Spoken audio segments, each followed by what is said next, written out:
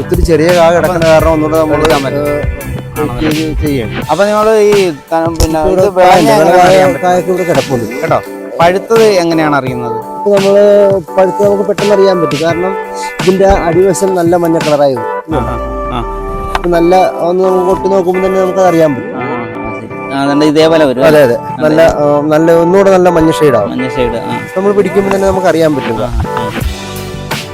ഇതിപ്പോ ഒരു 50 സെന്റോളം നമ്മൾ തണ്ണിമത്തം ചെയ്തിരിക്കുകയാണ്. ഇത് കഴിഞ്ഞാൽ ഇതിനപ്പുറത്തേക്ക് നമ്മൾ കുക്കുംബറാണ്. ഇത് കിരണിന്റെ ഏത് വെറൈറ്റി ആണ്? Sugar queen. അതെ ശരി. വേറെ മുക്കാസയൊക്കെ ഉണ്ട്. എന്നാലും ഇത് ഇച്ചിരി ഒന്നുകൂടെ ഈൽഡ് കിട്ടുന്ന ഇതിനു മുമ്പ് ഞാൻ ചെയ്തിട്ടുള്ളത്. അതുകൊണ്ടാണ് ഇത് തന്നെ ചെയ്തത്. ഇതിപ്പോ നമുക്ക് ഇത് കൊടുത്തു കഴിഞ്ഞാൽ കിലോയ്ക്ക് എത്ര രൂപ കിട്ടും?